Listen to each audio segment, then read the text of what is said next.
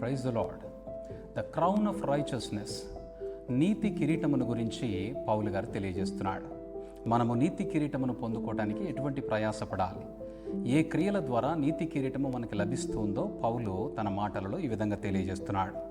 2 తిమోతికి రాసినటువంటి పత్రిక 4వ అధ్యాయము 7-8 వచనాలు. మంచి పోరాటము పోరాడి తిని, నా పరుగు కడముట్టించి తిని, విశ్వాసమును కాపాడుకొంటిని. ఇక మీదట నా కొరకు నీతి కిరీటం ఉంచబడి ఉన్నది. ఆ దినమందు నీతిగల న్యాయాధిపతి అయిన ప్రభువు అది నాకు మాత్రమే కాకుండా తన ప్రత్యక్షతను ఆపేక్షించిన వారందరికీ అనుగ్రహించును. Righteousness is the source of crown. Righteousness is the nature of the crown. Crowns are imperishable. ఈ కిరీటములో నశించేటువంటివి కావు. ఇవి యుగయుగములు మనకు దేవుడు బహుమానముగా ఇచ్చేటువంటి కిరీటములు. ఒక నీతి కిరీటము మనము సంపాదించుకోవాలి అనంటే ద వర్క్స్ ఆఫ్ రైచియస్నెస్ గురించి పౌలు గారు మాట్లాడుతున్నాడు.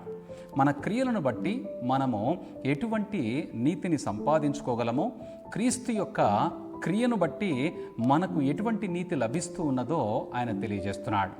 నీతిమంతులుగా మనలను తీర్చిదిద్దుటకు యేసుక్రీస్తు ప్రభువారు ఆయన నీతిమంతుడై ఉండి మనలను నీతిగా మార్చాలని తన నీతిని మనకు అనుగ్రహించాడు.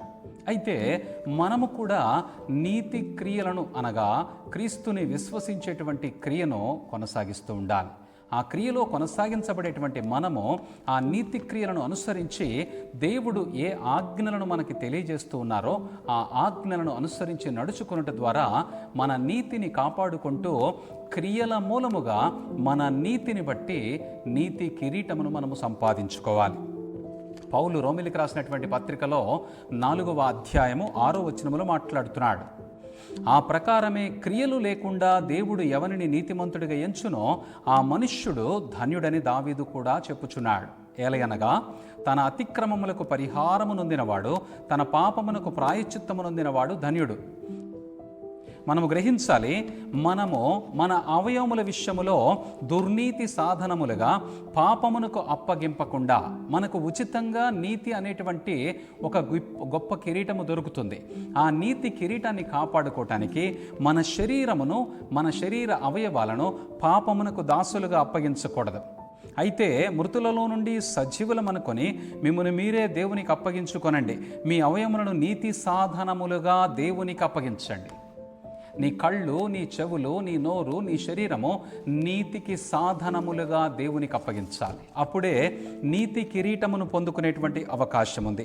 మీ శరీర బలహీనతను బట్టి మనుష్య రీతిగా మాట్లాడుచున్నాను. ఏమనగా అక్రమము చేయుటకై అపవిత్రతకు, అక్రమమునకు మీ అవయవములను దాసులుగా ఎలాగో అప్పగించితిరో అలాగే పరిశుద్ధత కలుగుటకై ఇప్పుడు మీ అవయవములను నీతికి సాధనములుగా అప్పగించండి. మీ శరీరమును నీతికి సాధనముగా అప్పగించండి. నీతి క్రియలు జరిగించడానికి సాధనముగా అప్పగించండి. నీతి క్రియలు జరిగించి పౌలు సెలవిచ్చినట్లుగా నేను పరిగెత్తుతూ ఉన్నాను, పోరాడుచూ ఉన్నాను, మంచి పోరాటము పోరాడుతున్నాను, నా కొరకు నీతి కిరీటము ఉంచబడి ఉన్నది అని పౌలు ఎంత ధైర్యముగా చెప్తూ ఉన్నాడో మనము కూడా విశ్వాస మూలముగా ఆ విశ్వాసమును కాపాడుకుంటూ విశ్వాస సంబంధమైనటువంటి క్రియలను జరిగిస్తూ నీతిమంతులముగా తీర్చబడి నీతి కిరీటమును పొందుకోవాలి.